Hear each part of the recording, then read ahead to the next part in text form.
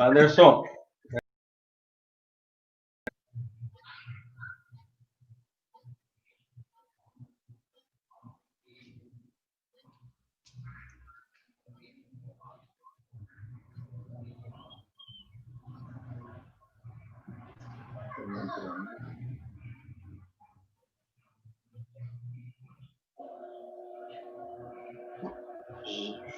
Anderson já está no ar. Olá, boa noite a todos e todas. Sejam todos bem-vindos e bem-vindas a mais uma noite da 60ª Semana Espírita de Jacareí e região. Nós agradecemos por nos permitirem adentrar suas casas. E nesta noite, mais uma noite de festas, de conhecimentos, de reflexões, nós vamos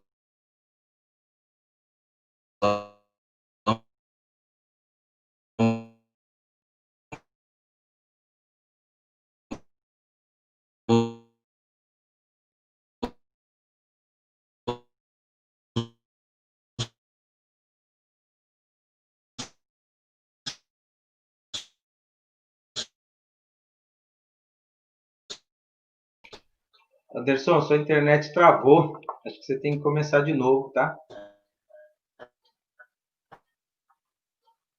Pessoal, desculpem, a gente já retorna, que a internet do Anderson travou. está nos bastidores. Tá bom? Temos a Márcia, diretora do Departamento de Infância e Juventude, também está nos bastidores. E, com tudo que está acontecendo, as nossas casas espíritas que fazem parte da nossa intermunicipal. Então, nosso agradecimento a você, de Jacareí, das cidades vizinhas, do estado de São Paulo, do Brasil e do mundo que está nos acompanhando durante esta semana. Rapidamente falando, a USA Intermunicipal de Jacareí é um órgão de unificação do movimento paulista da União das Sociedades Espíritas do Estado de São Paulo, órgão federativo representado juntamente ao Conselho Federativo Nacional da FEB. A USA Intermunicipal é a união, como o próprio nome diz, União das Sociedades Espíritas. É um trabalho de unificação das casas espíritas de Jacareí, Santa Branca, Santa Isabel, Guararema, Igaratá e Nazaré Paulista. Hoje, na noite, nós vamos começar o trabalho hoje, nós temos a grata satisfação de estar conosco, a Associação Grupo Espírita Casa da Paz. É uma entidade que não é adesa à USE, mas nesses 2 últimos anos vem participando dos nossos encontros, dos nossos cursos, das nossas palestras, e, sendo assim, é a nossa parceira. E ela solicitou, e nós aceitamos o convite dela estar participando conosco. Então, a Associação Grupo Espírita Casa Paz, nossa gratidão por aceitar esse desafio de, além de participar pela primeira vez da Semana Espírita daqui da nossa intermunicipal, também aceitou o desafio de estar conosco, utilizando essa ferramenta que é a internet, de fazer esse encontro virtual. E o palestrante vai ser o nosso querido amigo, companheiro, o nosso grande camarada, Jorge Young, né, um orador espírita, muito conhecido aqui em Jacareí região, e ele que dará para nós a alegria de fazer esta palestra, né. Então, eu vou fazer a prece inicial de abertura.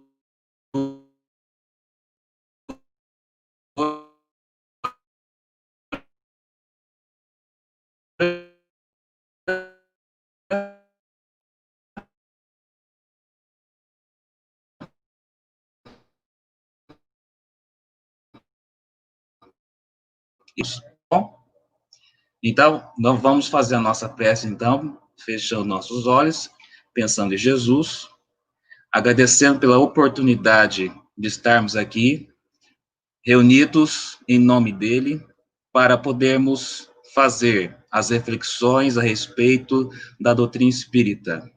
Nós, agradecemos pela oportunidade de comungarmos junto com os amigos do mundo maior, a oportunidade de refletir a respeito dos ensinamentos da doutrina espírita e de Jesus. Que possamos todos nós estarmos sintonizados com a espiritualidade maior e daremos, em nome dele, por aberto os trabalhos da noite de hoje. A nós, muito obrigado. Então, sobre o mesmo tema da noite da Semana Espírita, né? Senhor, o que queres que eu faça? Então, é com você, Jorge. Nós agradecemos por aceitar nosso convite e, por favor, transmite os nossos agradecimentos a todos os companheiros do grupo da Casa da Paz por aceitar este desafio junto conosco. Então, nosso muito obrigado. É com você. Muito obrigado, Jorge. Bem, pessoal, boa noite. A Casa da Paz é que agradece nesse momento de poder realmente, como uma casa espírita, né, estar integrada com vocês.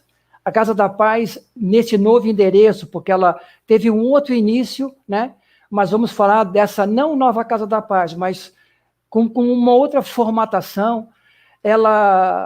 O seu endereço é ali na Rua Tomé de Souza, número 200, no final da rua, né? Os nossos trabalhos são trabalhos comuns numa casa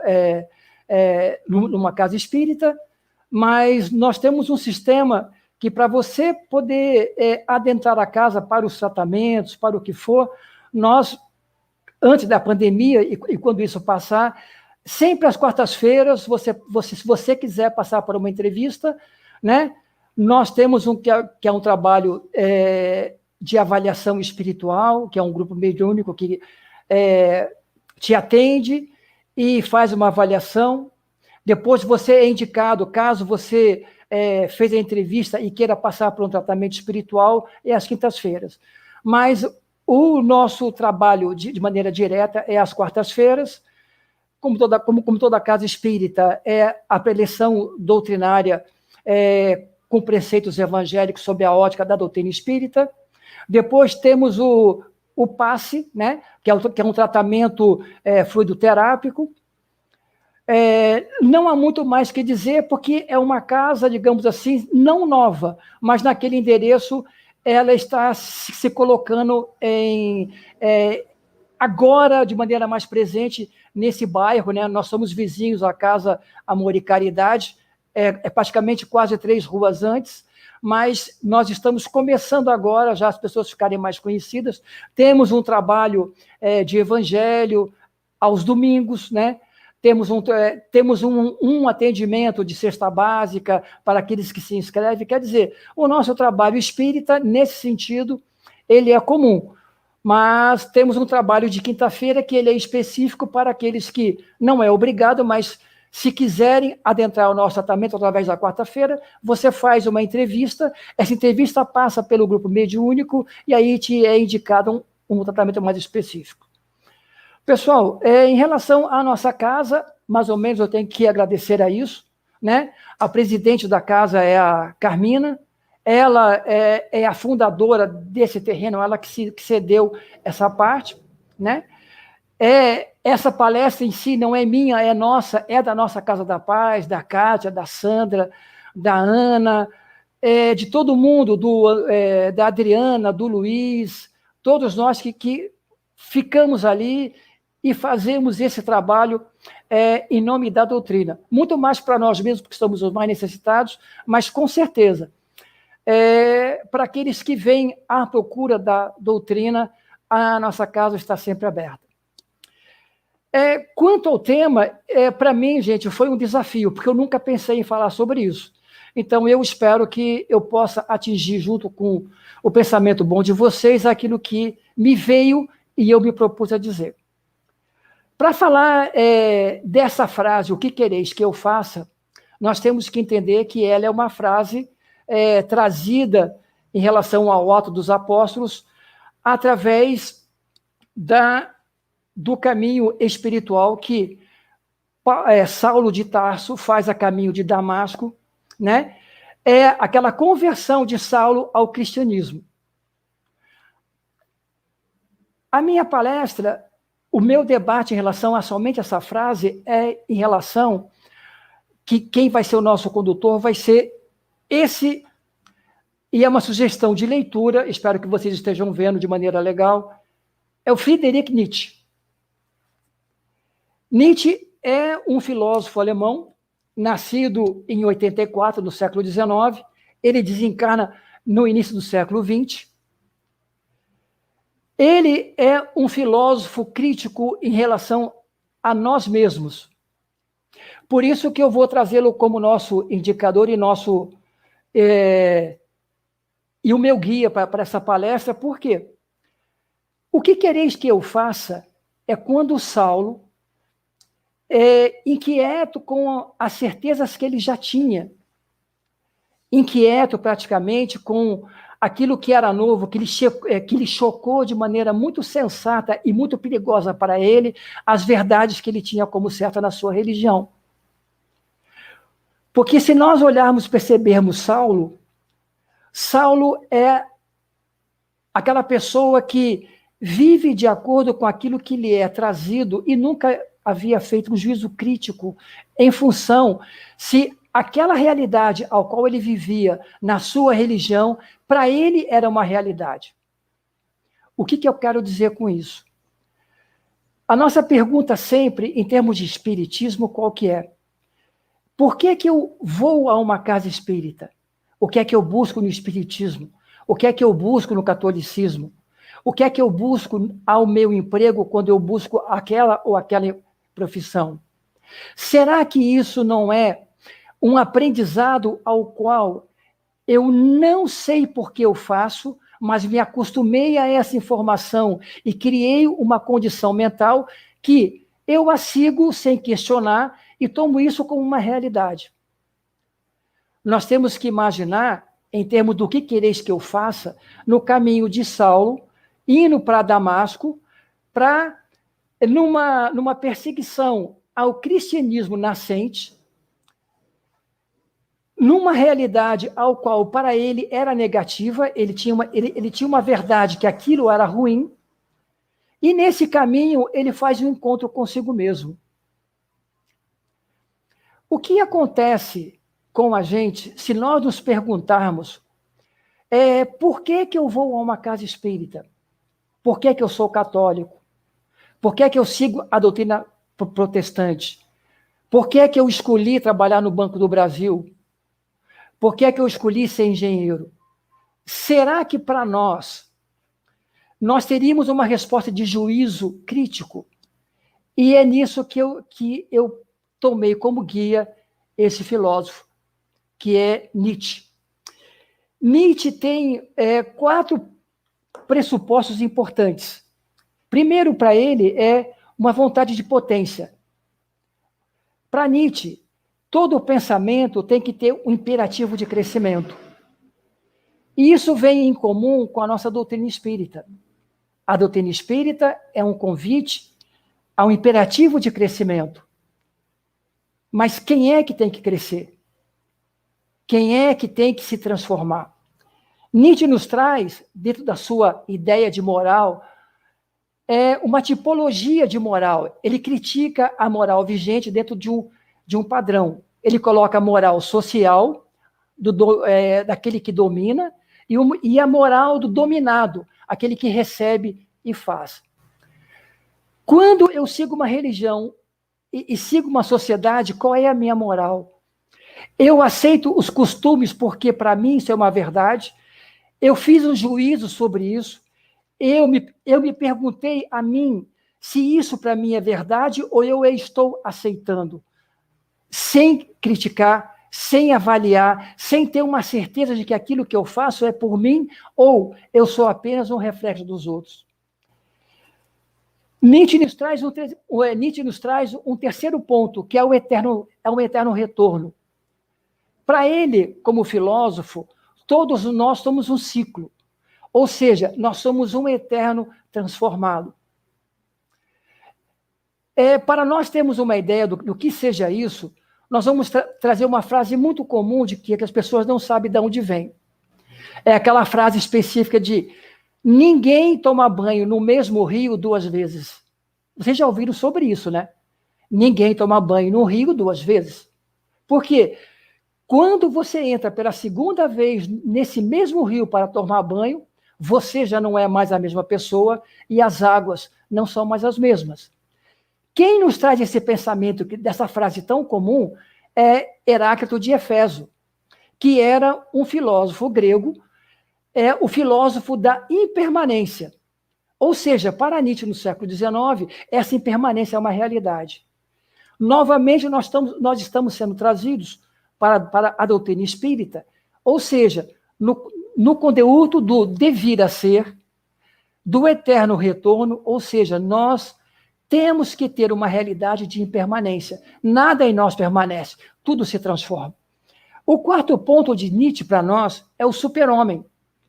Super-homem para nós não é o cara com superpoder, mas é aquele pensamento da moral crítica aonde eu já me livrei de ressentimento, de opressão, da moral social e, principalmente, eu transvalorizei aquilo que eu sou. Ou seja, a moral que eu tenho é aquela que eu julgo própria para mim.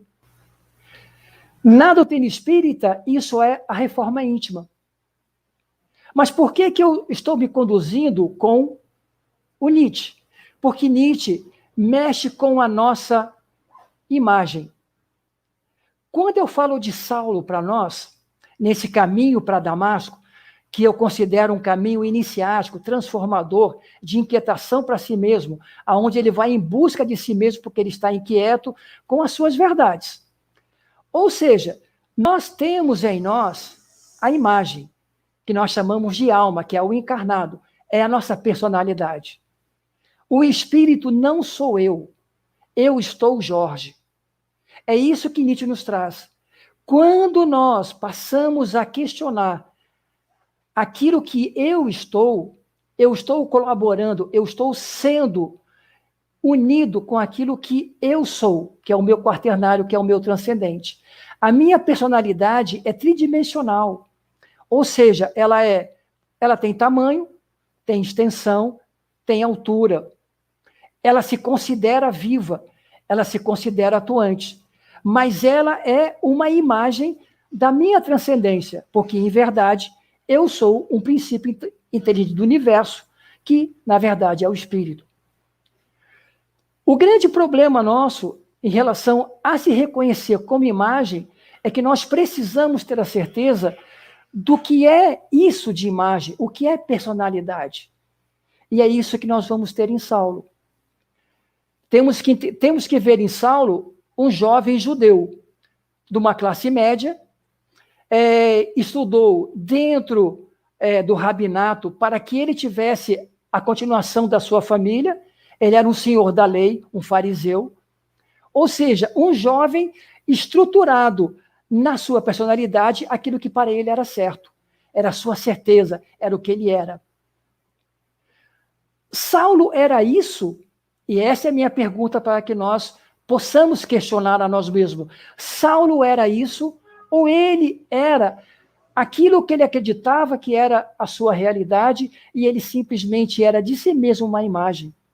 É isso que nos faz acreditar realmente em Nietzsche, como trazendo para a nossa materialidade um cristicismo, uma crítica muito bem elaborada para que eu possa permitir que todo o meu acompanhamento nessa existência seja a minha existência, a minha vida, o meu modo de ser, mas meu. Não aquilo que me é imposto e eu, numa verdade, acredito nisso e não a critico, não a questiono e tomo como minha. Nós podemos criar uma imagem também filosófica que é o mito de Platão, que é a caverna. Seria como se nós estivéssemos no cinema, no shopping, sentado, assistindo ao filme, à película, comendo pipoca e bebendo o refrigerante, mas tendo a noção de que a imagem que eu vejo é a minha realidade. Eu não percebo o projetor atrás de mim. Então, eu vivo olhando aquela imagem e tendo nela a certeza de que aquilo, na verdade, é a minha realidade. É aquilo que eu vivo e aquilo que eu não questiono. Então, esse filósofo nos traz um pensamento para que a gente se pergunte: você realmente é a personalidade que você acredita? Você realmente é os seus conteúdos?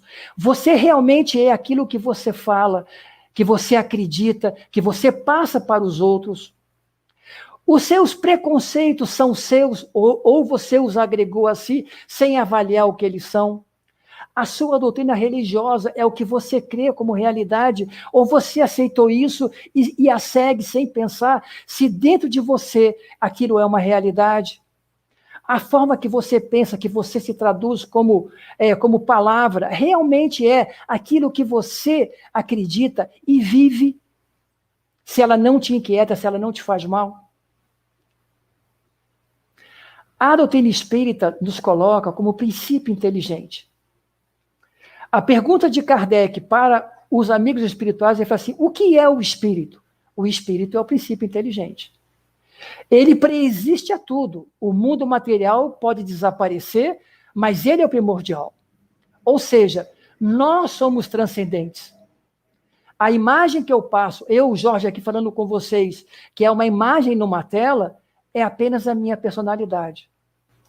A minha inquietação que eu estou passando para vocês é a ideia de eu me perguntar por que eu estou no Espiritismo.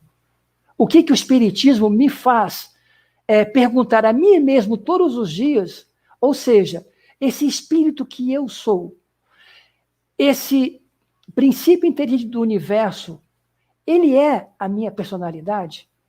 Aquilo que eu me revelo, que eu falo para vocês, é realmente aquilo que eu não me conheço como espírito? Essa é a minha realidade? Aquilo que eu creio, ou que eu acredito que eu creio, é a minha realidade? Porque se for, por que eu vivo inquieto? Por que eu vivo triste?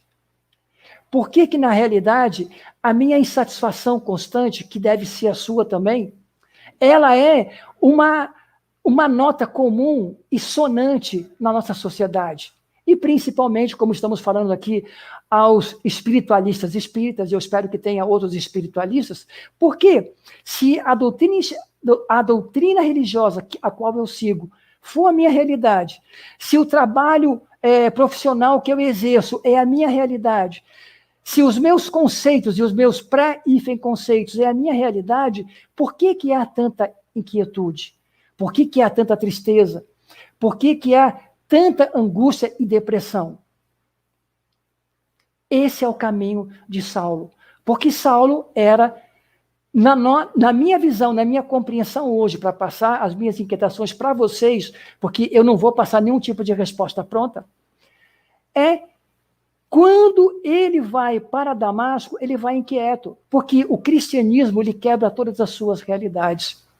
E quando nós temos à frente de nós algumas argumentações que checam aquilo que eu penso que é a verdade, ou eu me irrito, ou eu fujo delas, ou, como ia fazer o nosso Saulo a caminho de Damasco, eu a persigo, eu a difamo, ou, em último caso, eu pretendo matá-la. Porque se ela me incomoda, a minha verdade não é verdade. Porque se eu estou com todas as arguições para responder a qualquer tipo de encontro a mim, a minha verdade é real. Para isso, gente, eu quero que vocês me permitam que eu leia, porque eu não quero fugir ao texto, porque o texto é muito bonito. É o aforismo 292 do Nietzsche, quando ele fala o que é o ser. Por que o ser para ele, ou o super-homem, ou o imperativo de crescimento, a vontade de potência, eu chamo de princípio inteligente. O que é que, para ele, Nietzsche, é aquilo que o Espiritismo chama de espírito? Ele fala, um filósofo, ou seja, aquele que busca a verdade, aquele que se inquieta com o movimento, com o seu entorno, que busca as realidades transcendentes, é o homem que vivencia, vê, ouve, suspeita, espera e sonha constantemente coisas extraordinárias, que é golpeado por seus próprios pensamentos, como se eles viessem de fora, de cima, de baixo, como uma espécie sua de acontecimentos e relâmpagos.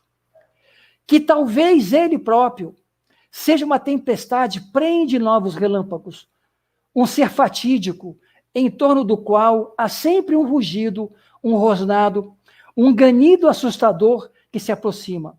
Um filósofo, ai de mim, um ser que frequentemente foge de si e está quase sempre temendo a si mesmo, mas é curioso demais para não voltar sempre para si mesmo. Esse é o nosso indicativo de Nietzsche. O princípio inteligente, aquele que me anima, aquele que busca a transcendência, aquele que se manifesta como se eu fosse dele um médium e ele estivesse incorporado em mim. Ele cria uma personagem que se chama Jorge, está falando com vocês, mas ele é inquieto. E ele tem que ser inquieto, porque ele é dinâmico. Ele é sempre um eterno retorno.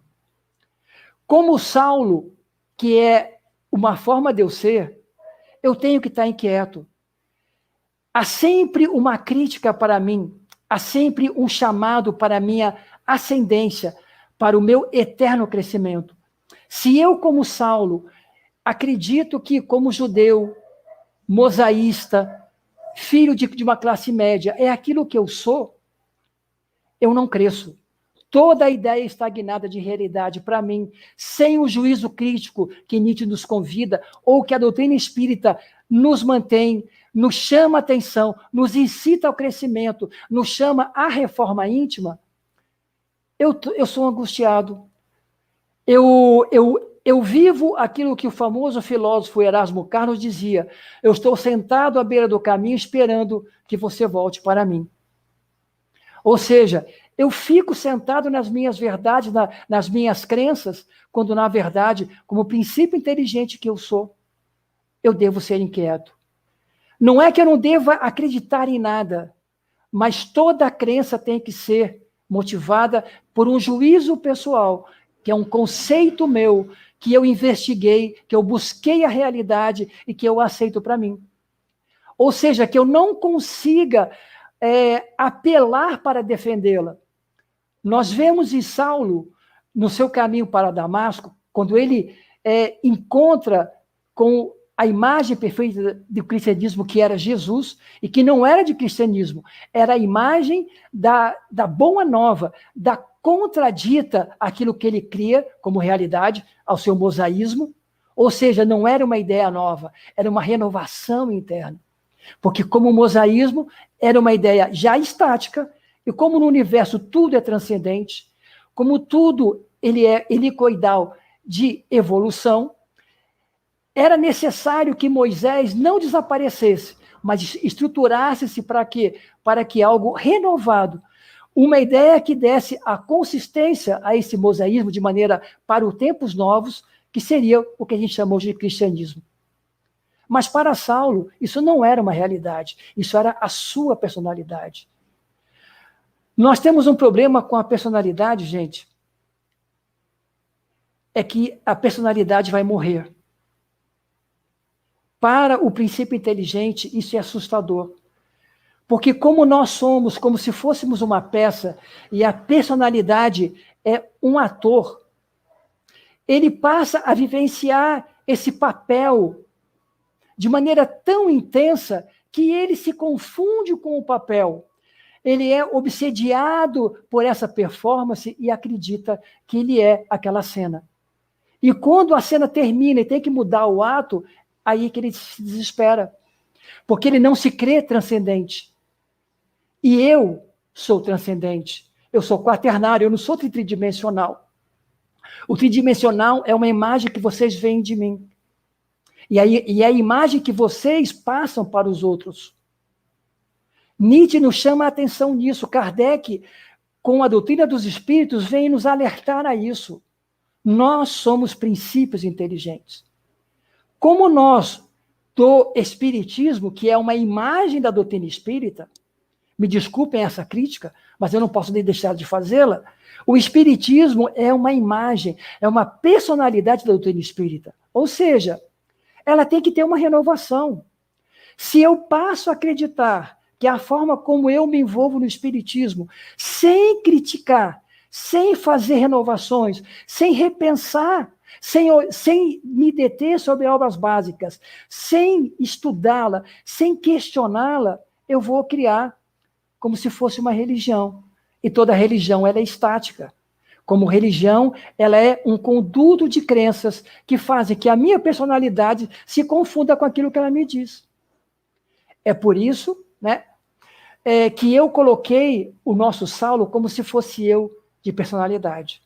Por isso que eu falei que na história de Saulo, ele era um jovem, classe média, educado numa família classe média alta, e toda a sua família já o levou para ser um doutor da lei, porque isso era a minha representação da minha família como mosaísta. Nada me daria mais orgulho de ter um filho no Sinédrio, ou seja, o meu sangue judeu ou hebreu, tendo um filho que lê a lei, mas não a estuda, não a critica. Aquilo é uma realidade permanente, ou seja, pouco me importa meu estudo. Eu sou o fariseu, eu sou o doutor da lei, eu apenas a coloco em prática. A pergunta é, Moisés criou esses conteúdos para eles ficarem estáticos? Qualquer doutrina, ela é uma religião morta, porque ela é parada, é um lago morto? Não deve ser assim. É por isso a nossa tristeza. Então, Saulo, como personalidade, é um inquieto como nós. É aquele que agride quando alguém lhe argumenta ao encontro daquilo que você crê. E ele vivencia essa realidade sem avaliar se os seus questionamentos do outro para si, ao invés de ofendê-lo, mata-lhe, porque lhe obriga a prestar atenção no cinema e perceber, atrás de mim tem um projetor. Ou seja, isso é uma imagem. Então eu devo me levantar e buscar a realidade, porque aquela imagem não é real para mim. Não sei se eu me faço entender, porque na maneira que eu vejo Saulo, eu me vejo nele. E eu vejo Saulo sendo a nossa sociedade, hoje, a nossa urbanidade, não a nossa civilização, porque aquilo que nós vivemos hoje não é civilização. O que nós vivemos hoje é uma urbanidade. É aquilo que Dominguinhos fala muito bem naquela música Lamento Sertanejo, né? em que ele coloca-se a si como uma reis desgarrada, vindo do interior e não se acomodando à sua manada que caminha a esmo na cidade. E ele sente só, sem amigos. Então, e ele não entende isso. Porque na urbanidade, todos nós vivemos da imagem. E quando você é autêntico, quando você busca a sua realidade, você é alguém fora do quadrado. Para nós, do movimento espírita, isso é uma coisa bem perigosa. Uma pessoa fora do quadrado é sempre polêmico. E polêmico, dentro do movimento, não é uma persona muito grata. Saulo, na nossa urbanidade, somos todos que acreditamos em alguma coisa sem colocá-la na sua real extensão. Qual é o meu exemplo que eu busco em Nietzsche? Ou seja, acreditar que o demônio mora nos detalhes. Ou seja, se o imperativo categórico de Kant ele fala assim, que se uma coisa é boa para mim, mas não é para todos, ela não é real, ela não é boa. Se uma coisa é boa para todos, ela é um imperativo, ela é uma realidade, ela é uma coisa ética. Para o nosso amigo Nietzsche, o devir tem que ser bom para todos, porque todos são uma transformação. Se eu me transformo e é bom para mim, e não é bom para ninguém, isso não é bom para mim.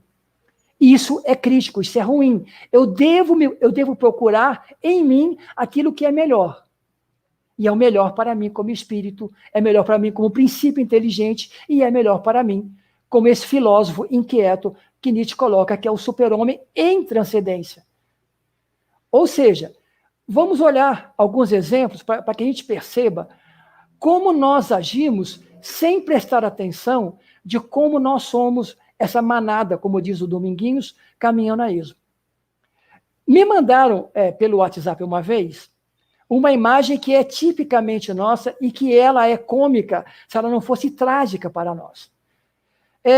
Um cidadão assistindo um futebol de várzea, né, sentado num campo de várzea, vendo uma pelada, e ele estava ao lado de uma árvore, que é aquela chapéu de couro, aquele sombreiro de praia, essa árvore toda decepada, só apenas o caule.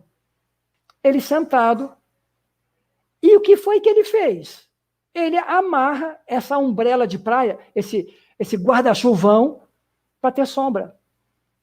Olhem a imagem trágica da nossa urbanidade. Ele estava ao lado de uma árvore que dá uma sombra imensa, deliciosa, decepada, praticamente só o caule, e ele coloca algo de miragem, que é a nossa umbrella de praia para ter sombra. Ou seja, nós matamos o real, nós decepamos a realidade para viver aquilo que, como manada, eu tenho como realidade. Isso é trágico para a gente. Para Nietzsche, então, isso é um inferno. Ou seja, não há uma criticidade do modo como eu me encaminho. Não há um crítico do Saulo que existe em mim quando eu acredito que eu sou mosaísta e o cristianismo para mim é um demônio, é uma coisa terrível. Qualquer coisa que me traga uma realidade diferente da minha, que me obrigue a eu pensar, que me obrigue a eu me criticar, eu tenho que matar essa ideia. E esse é o caminho de Damasco, que nós vamos acompanhar com Saulo nesse sentido. Outra imagem que também nos fala dessa urbanidade, e por ressonância é coincidente quanto ao futebol, né? Por que futebol? Por que estádio? O estádio de futebol é o maior exemplo de manada, de rebanho que nós temos. Todos falam a mesma coisa, todos pensam a mesma coisa, todos seguem o que todo mundo faz, mas ninguém é crítico de si mesmo. Se prende na multidão como se fosse a multidão, esquecendo que ele, si mesmo, é algo mais do que isso. Essa outra imagem, para a gente poder avaliá-la em relação ao Saulo, que existe em mim, e eu espero que exista em vocês como inquieto, está o cidadão no estádio, sentado na arquibancada, correto? E ele está vendo futebol, e ele está usando um boné. Só que a pala do boné está para trás. E ele está usando a pala da mão para poder sombrear os olhos, para poder enxergar. Gente, não é uma coisa absurda para nós, como seres humanos? Já nesse estágio, princípios inteligentes, nós usamos o boné ao contrário e nós precisamos colocar a mão para fazer sombra nos olhos?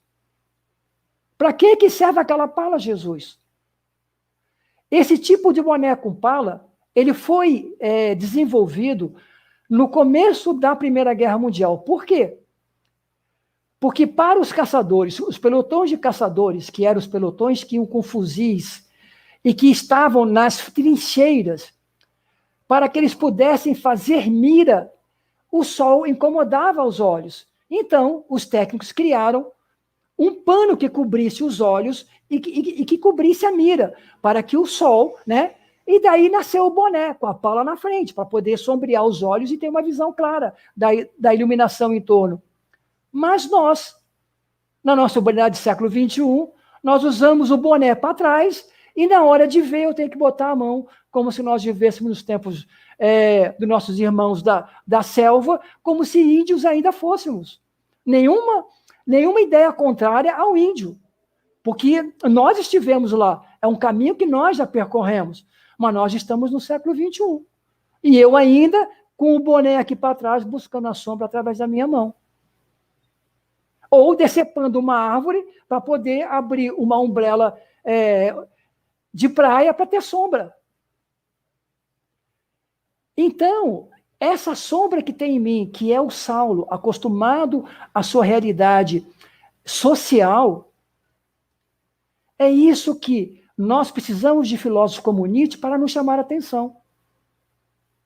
É ela que vai nos trazer esse caminho iniciático para que nos demonstre que o meu ternário, o meu tridimensional, que é a minha personalidade, que vive obsidiada, possessa por essa imagem, ela participa dessa peça que é nós vivemos em sociedade, e o mais terrível para nós, ela passa a acreditar que essa personagem é ela mesma. Ela fica tão obsidiada por ela mesma, ela fica tão possessa, essa possessão, essa obsessão é a realidade que ela toma e ela se cristaliza. E ai de quem tenta fazer que ela acredite nisso.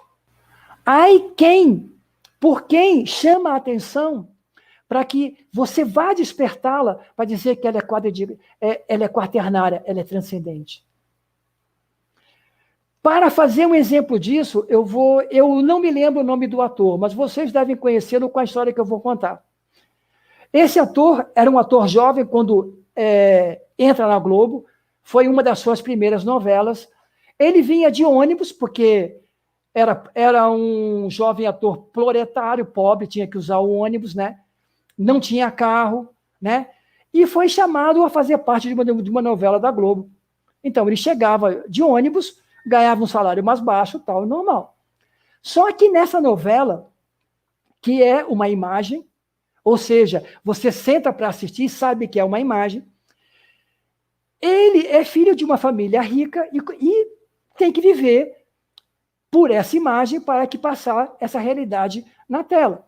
Só que, na novela, tudo que você usa é um marketing, é um comercial. Então, a roupa que você usa tem que mostrar a marca, mas você não é sua. Você troca no bastidor e vai usar isso. E esse jovem ator usava roupa tão cara e dirigia um carro tão sonhado por ele, que ele começa a se dominar pela própria imagem. E ele, sabendo que era um ator e que aquilo era uma novela, mas a imagem começa a tomar conta dos seus anseios internos, coisa que ele jamais poderia ter até aquele momento. E ele passa a vivenciar, a se obsidiar pela imagem. Até um ponto ele pensar que ele pensou um dia em roubar uma camisa, porque você imagina bem usar uma marca Bona, que era uma marca chique na época, e tinha que mostrar, né? Mostrar o jacarezinho do Lancaster aqui, usar o perfume aparecendo, o jogador de polo, né? Que é o Office e tal. E ele nunca podia ter usado isso, mas o seu sonho era ter aquilo. E ele começou a internalizar no seu tridimensional essa imagem. E ele chegou a passar a vivenciar isso em casa. Ninguém mais o suportava, nem inclusive na Globo. Aí ele fala que o anjo bom da vida dele foi o Lima Duarte, já um ator mais sério, chamou ele na quina, sem ninguém perceber, e deu-lhe uma enquadrada. Falou, moleque, acorda, você é um ator iniciante, bom até, mas você não é esse moleque rico, rapaz. Acorda, meu filho. Deu-lhe uma chamada tão dura e falou assim, ó, você está ficando tão insuportável, meu irmão, que o pessoal está pensando em te despedir, nós não estamos te aguentando mais. Porque ele vivia fora de cena como se fosse menino rico.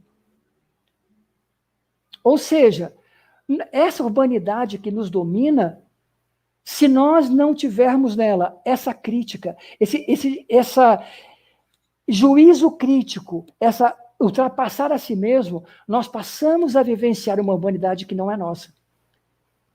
Quantas pessoas nós vivemos que preferem abrir a umbrella a ficar debaixo de uma árvore, vai cortar a árvore para poder enfincar o pau da umbrella, porque aquilo que é normal. E o normal é ter uma árvore. Olha aqui, qual é a nossa dificuldade de nós nos entendermos como princípios inteligentes, mesmo sendo espiritualistas espíritas.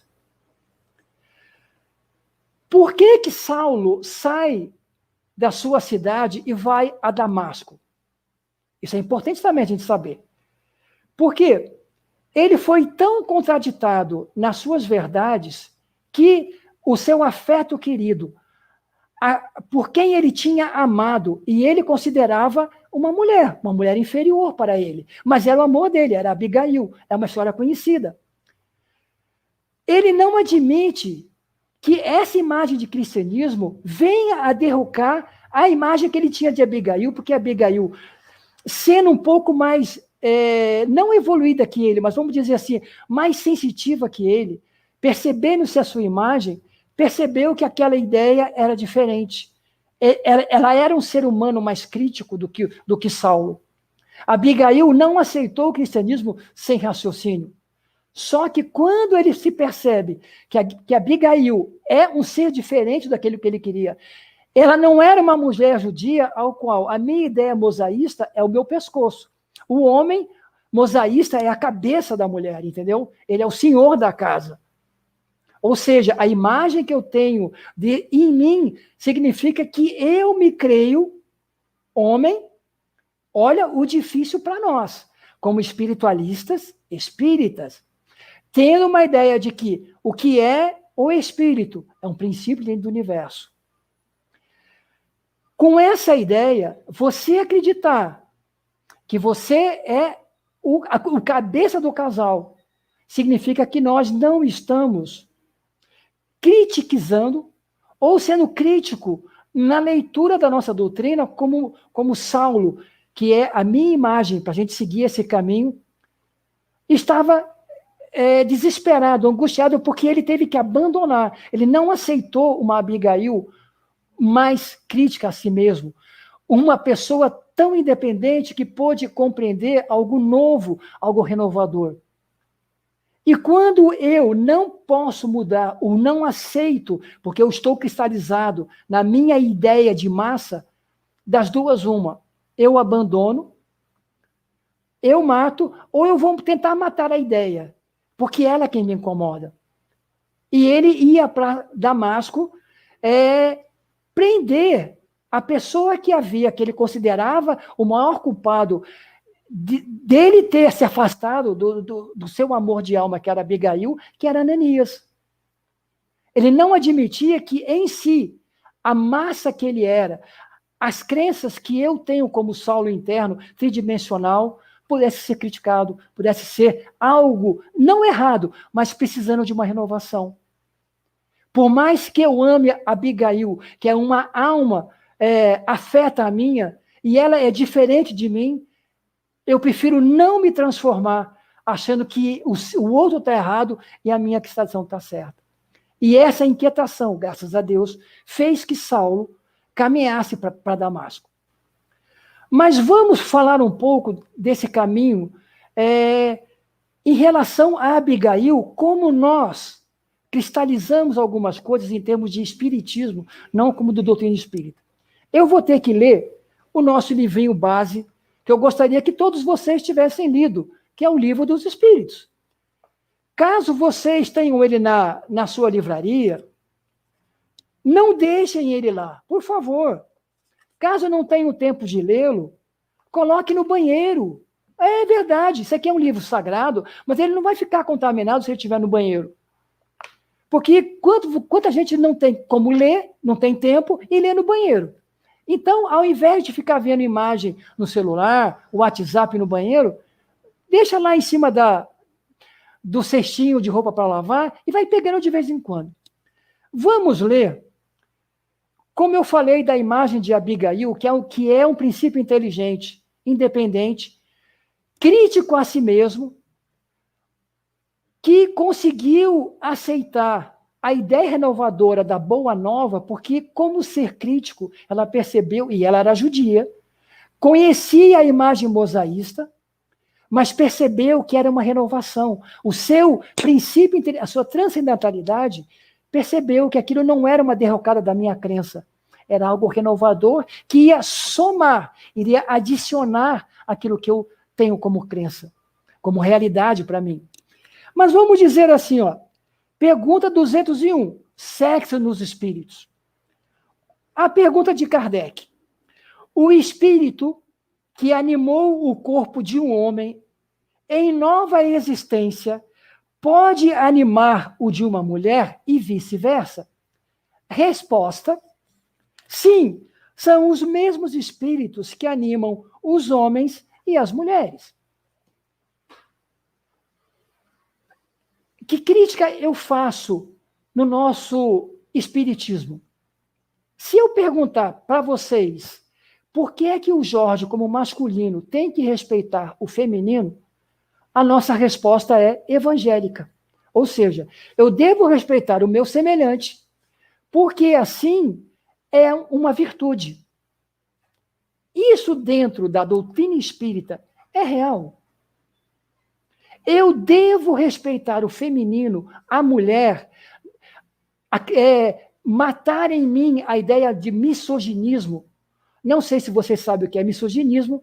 Misógino é todo aquele masculino que desvaloriza o universo que compreende todo o sentido feminino, seja como mulher, maternidade, sexualidade, etc. e tal. Por que a ideia da pergunta 201, quando ele fala espírito em letra maiúscula, espírito é princípio inteligente do universo, eu vou repetir isso o tempo todo, me desculpe se eu estou cansando nisso. Por que eu devo respeitá-la se, quando eu critico a ideia e procuro ver atrás dela? Agora eu vou chocá-los um pouco.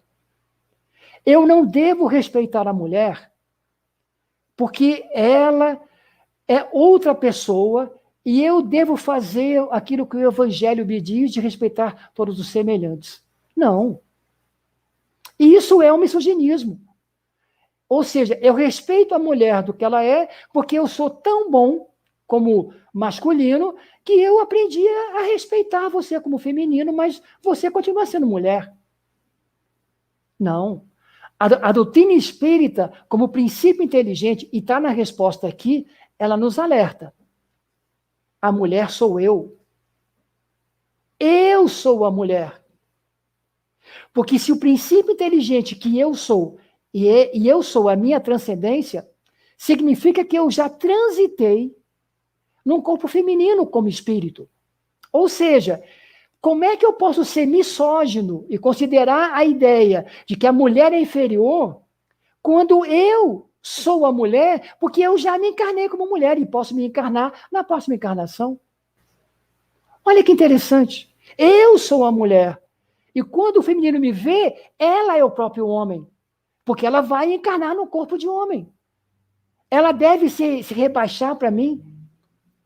Ela deve se considerar inferior. Ou seja, quando eu encarno como mulher, com um corpo feminino, ou seja, eu não tenho pênis, tenho outro órgão, né?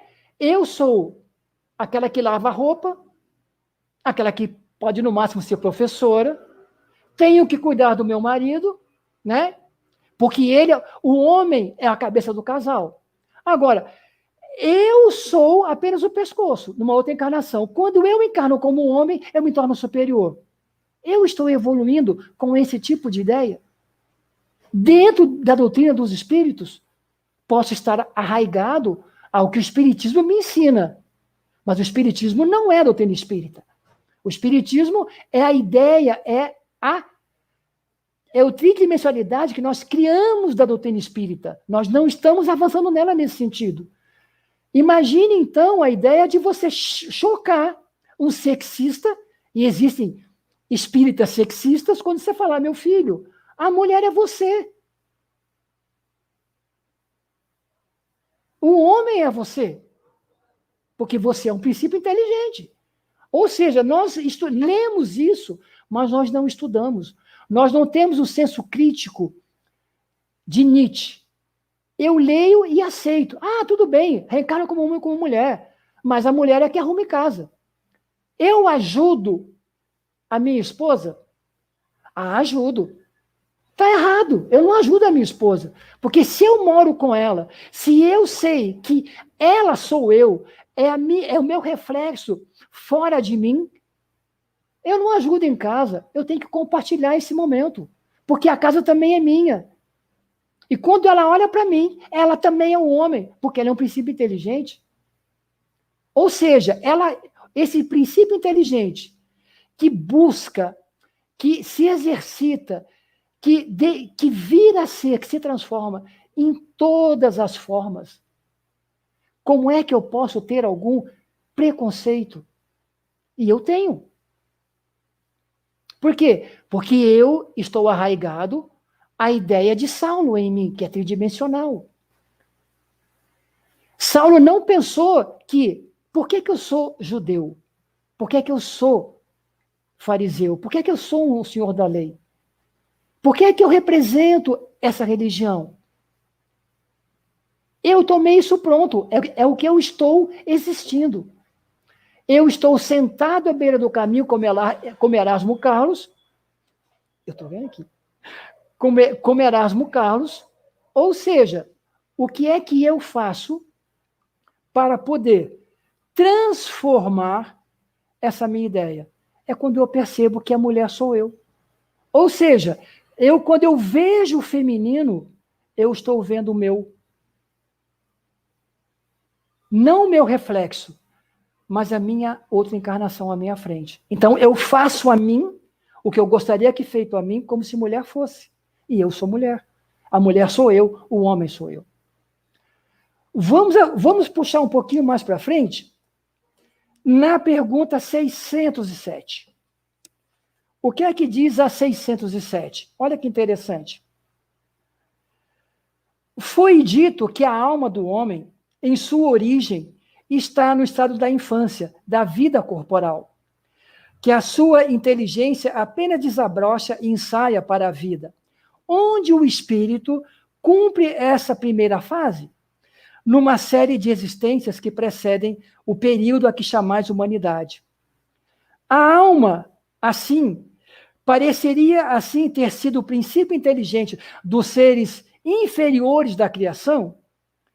Não dissemos que tudo se encadeia na natureza e tende à unidade? É nesses seres que estás longe de conhecer totalmente que o princípio inteligente se elabora, se individualiza, pouco a pouco, e se ensaia para a vida. De alguma sorte, é um trabalho preparatório como o da germinação, em seguida ao qual o princípio inteligente sofre uma transformação. E então começa para ele o período de humanidade. Outra coisa que nós fazemos com os caminhos que nós andamos. Quando eu olho para os animais, o que é que eu vejo neles? Nessa resposta, em que o princípio inteligente sofre várias transformações, quando eu olho para os animais, eu estou vendo os meus caminhos já percorridos. Eu não posso tratá-los como seres inferiores. Eu posso simplesmente perceber neles classes antes de mim, e eu um pouco mais avançada. Se nós esperamos que os superiores a nós nos auxiliem, o que eu devo fazer para as classes mais primárias? Devo ajudá-los a crescer também. Nesse caminho de Saulo, Saulo vê Jesus. Quem é Jesus? Jesus é a imagem do princípio inteligente que eu sou em processo. É a imagem que Saulo deveria ter dele mesmo, porque ele também é um Jesus em processo, porque nós somos um princípio inteligente do universo. E é iniciático porque naquele momento ele fica cego. Ou seja, quando eu me defronto com a verdade, e eu sou uma pessoa honesta para mim, ou como diz Nietzsche, eu tenho esse princípio de potência que aceita a transformação, eu tenho que ficar quieto em silêncio. Ele é levado para Damasco, para que ele passe um momento de silêncio, para que ele procure entender que essa verdade não me derruba, essa verdade não me destrói. Essa verdade tem que chegar para mim como crescimento. Aquilo que ele faz, o que é? Ou seja, Saulo é um preparatório para Paulo. Saulo não morre, ele se transforma. O Jorge, numa outra encarnação, ele deve desaparecer como imagem, mas ele é preparação para que o meu princípio inteligente, que eu sou, sofra continuamente uma transformação, que isso é bom para mim. Porque eu devo me desapegar de maneira muito consciente dessa imagem que eu sou. Porque o Jorge vai ter que morrer.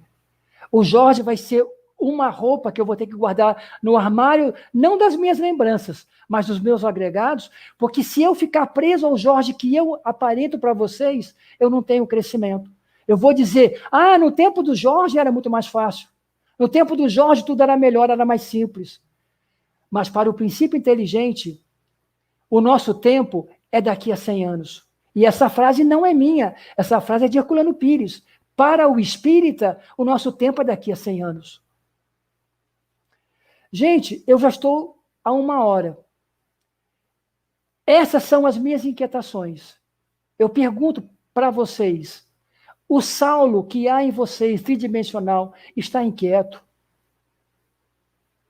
O Saulo que há em vocês está se questionando, se perguntando por que tanta angústia, se eu estou preso a imagens minhas, se eu estou questionando os meus conhecimentos, se eu questiono aquilo que eu penso, aquilo que eu falo, aquilo que eu acredito, se não, é um convite que a doutrina faz para nós.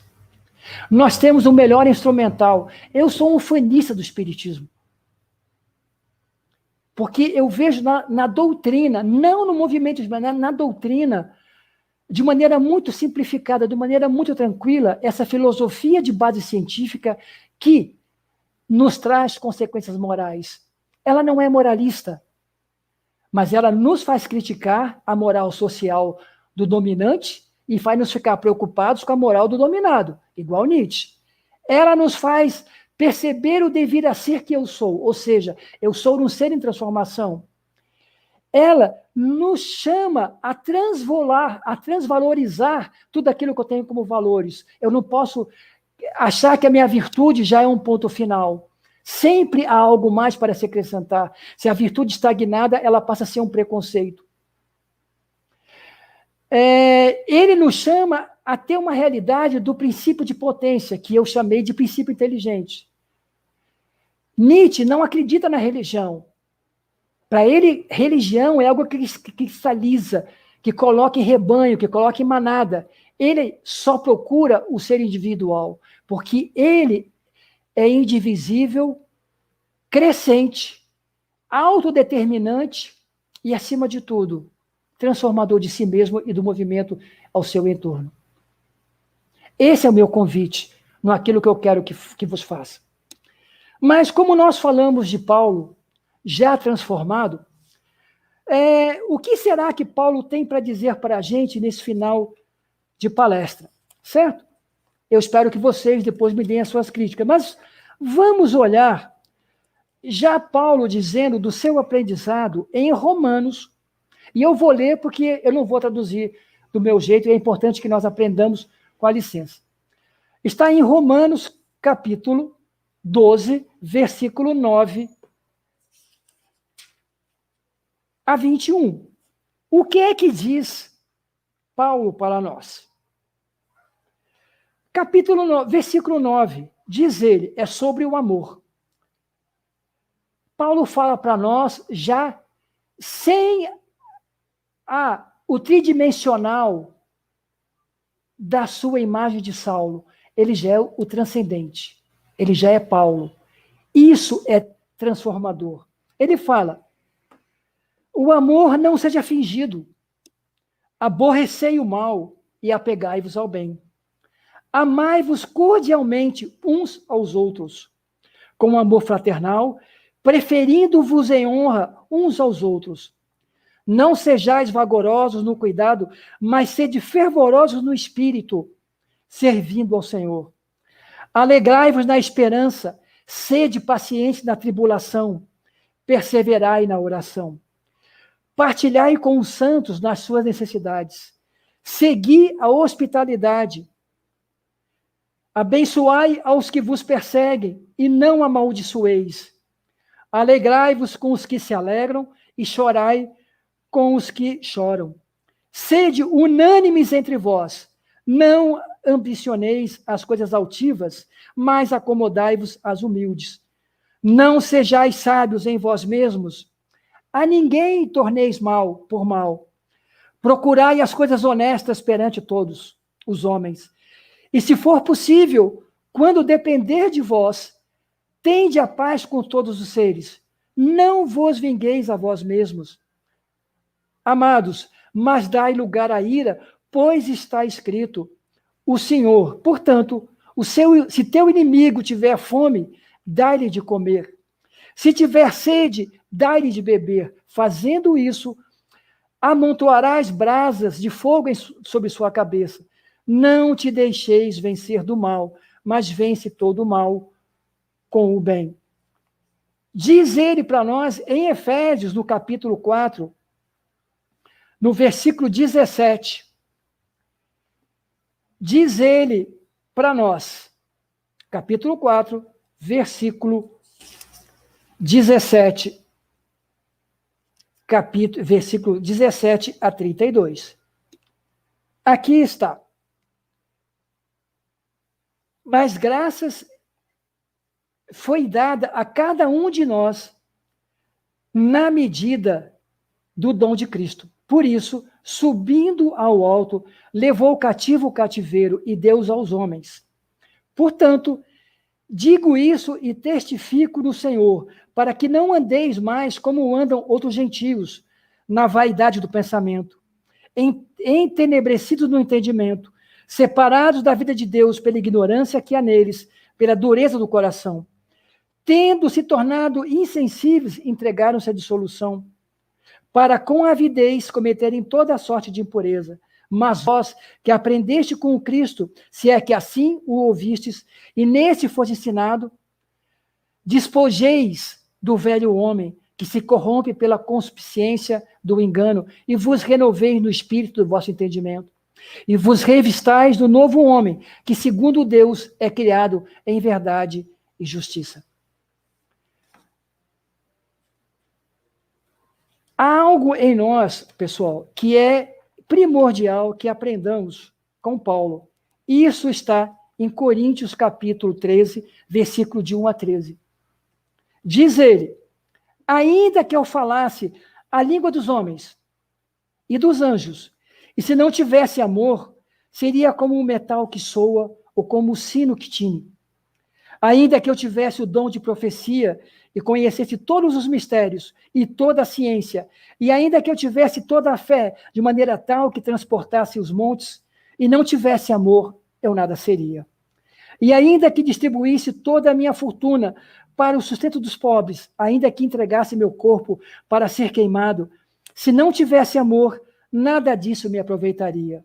O amor é paciente, é benigno, o amor não inveja, o amor não se vangloria, o amor não se ensoberbece, não se porta inconvenientemente, não busca seus próprios interesses, não se irrita, não suspeita o mal. O amor não se alegra com a injustiça, mas se regozija com a verdade.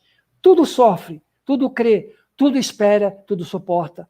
O amor nunca falha, mas tendo profecias, cessarão. Havendo línguas, desaparecerão. Havendo ciência, passará.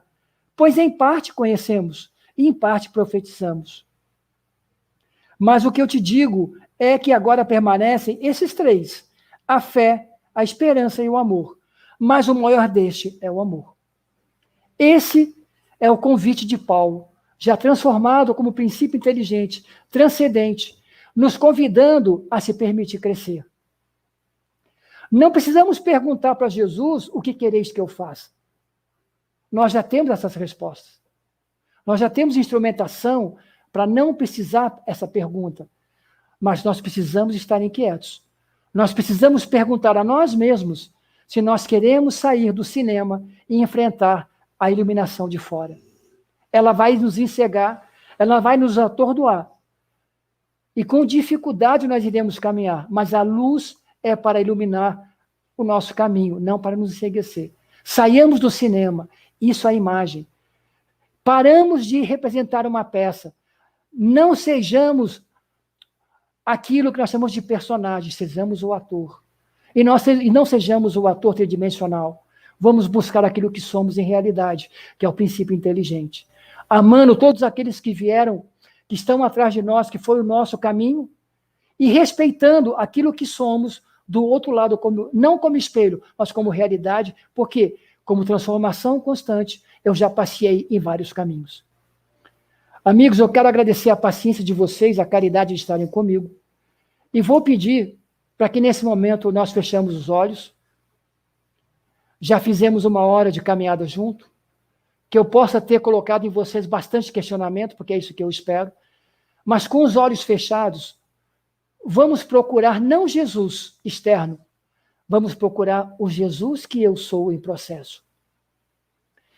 Vamos procurar um princípio inteligente que ainda não se conhece dentro de si, porque está preso na imagem.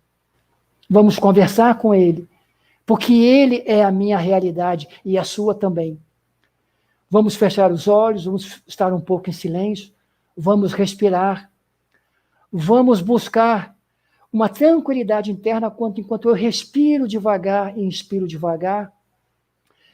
Eu sou Jesus em processo. Vamos falar isso internamente. Cada vez que eu respiro e eu expiro. Eu inspiro o Jesus que eu sou e eu expiro o Jesus em processo que está em mim. E vamos permitir falar com ele para que ele se desenvolva, para que ele cresça, para que ele seja parido de mim e que ele seja realmente a minha realidade nas minhas atividades. Vamos chegar a ele, a esse princípio de dizer, dizendo: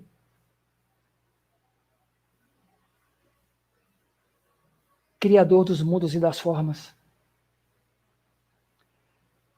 eu, na verdade, estou no meu momento da minha crucificação. Tenho um terrível medo de que algo em mim desapareça. Sou tua criatura, sou a tua criação, mas ainda não me reconheço, não me identifico. Procuro, através de imagens, buscar uma identidade, quando foi tu que me criaste. Criador, inteligência soberana desse universo, que eu possa te ter em mim como modelo, como guia, para aquilo que eu sou, para o espírito que eu estou nesse momento, buscando a minha transformação, buscando não somente o meu crescimento, mas a minha irmanação, a minha irradiação com tudo aquilo que eu convivo, tudo aquilo que eu divida, tudo aquilo que eu abraço, que eu sinta, que me chega. Que eu possa ser para cada um deles o Jesus que tu és para mim. Que eu seja para os princípios inteligentes que estão no meu caminho, eu seja esse Deus que eu espero que você seja para mim. Que eu seja para os meus pares o Deus que eu sempre sonho que tu sejas para mim. Porque eu tenho que reconhecer neles o Jesus que eu sou. Que eu possa realmente, Senhor dos mundos e das formas, eu possa te honrar, a criação que eu sou, sair de tuas mãos, possa ser o teu reflexo a todo momento. Que eu me permita não somente te adorar e te conhecer de maneira de forma ou de imagem, mas que eu te possa ver em mim como Cristo. E eu sou um Cristo. Eu sou um contigo em substância. Que eu seja com Jesus de Nazaré, esse irmão mais velho que eu seja com ele, realmente para ti, um contigo, e tu um comigo também. Anseio o meu desaparecimento de verdade, para que eu possa resplandecer no espaço, que eu possa preexistir pela eternidade, para que eu possa ter, nesse cada minuto de último que eu tenho como forma, possa vivenciar cada segundo de tal maneira que cada experiência que eu tenho com todos aqueles que me circundam, segundos preciosos para que eu leve para mim na minha imortalidade. Senhor, ampara-me e sempre desperta-me com tudo aquilo que você tem de conhecimento, porque você é meu pai e a minha mãe, e você quer que esse filho cresça. Eu me coloco em tuas mãos, soberana inteligência do universo. Me auxilie a crescer, me auxilie a despertar em mim o Jesus que eu sou, para que eu possa resplandecer realmente na ressurreição de mim mesmo. Que assim seja, graças a Deus. Anderson, está contigo.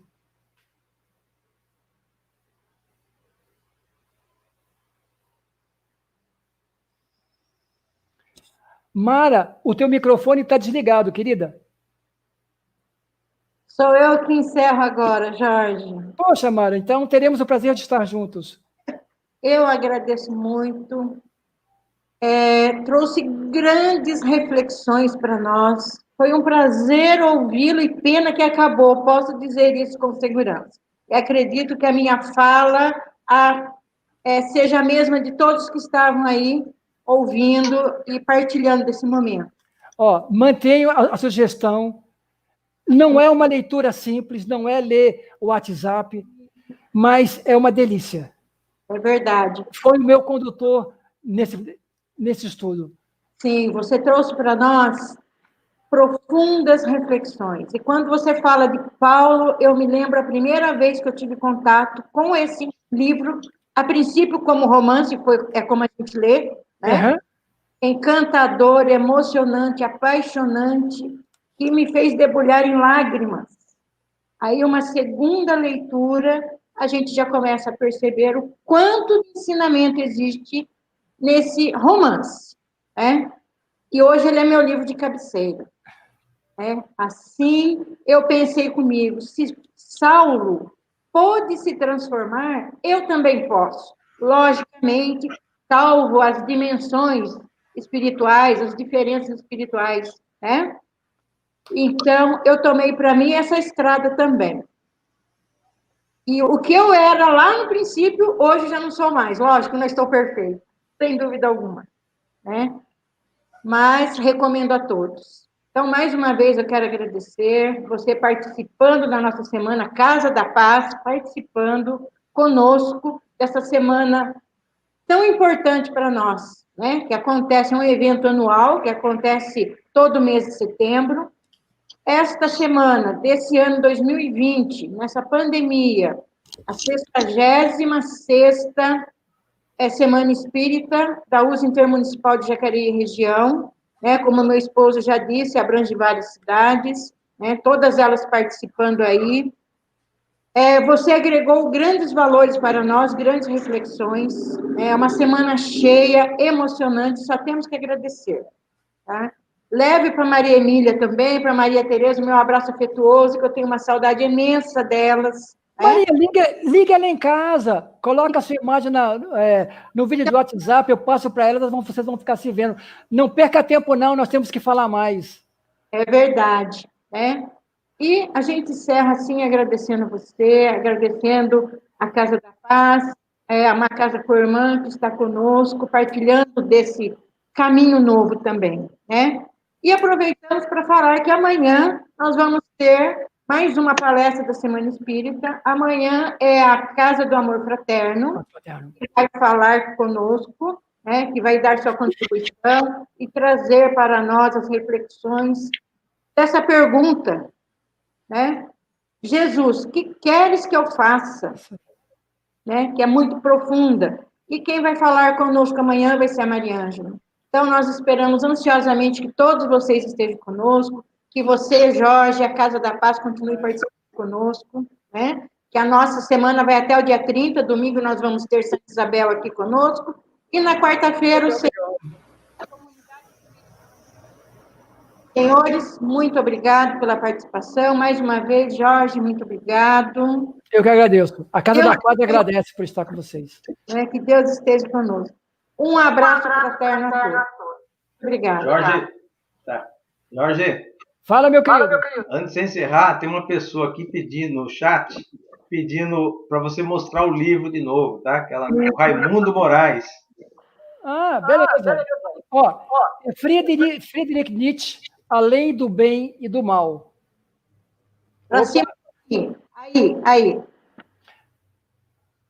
Convido a todos a buscarem esse filósofo, fazendo uma leitura comparativa com a doutrina espírita. Vocês verão que um filósofo dito ateu realmente um crítico realmente muito severo da religião, mas um ferrenho defensor do homem, do princípio inteligente, porque ele acredita realmente no ser.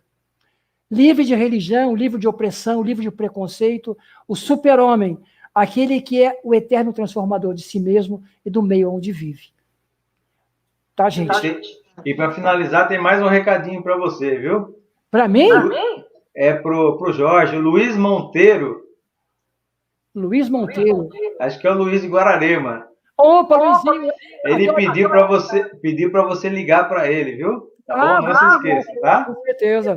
Luiz de Guararema está aí com a gente. É o que a gente esquece. A Mara nos mostrou realmente um problema que nós temos. Nós fingimos que falamos pelo WhatsApp e na distância que telefone é para ouvir a voz. Gente, vamos falar mal por telefone, vamos nos ver, já que essa maquininha nos funciona, vamos nos encontrar mais. Vivemos muito separados.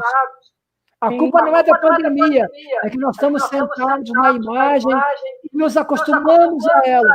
Vamos ser contrários a isso. Mara, as meninas vão esperar que você ligue no WhatsApp com o seu irmão para te falar. Ok. E só para finalizar, tem um grupo aqui de João Pessoa mandando abraço para você, está assistindo a palestra, viu? Agradeço, pessoal. Fiquem com Deus também, beleza? Somos espíritos para isso. É isso aí, gente. Então, damos por encerrada a noite de hoje. Esperamos que deem, né, toda essa fala, todas essas reflexões que foram trazidas, que deem bons frutos. Nós assim esperamos. Agradecemos a todos e uma boa noite. Boa noite, fiquem com Deus. Obrigado. Um abraço assim, apertadinho para vocês aí. Obrigado. Augusto, agora é com você.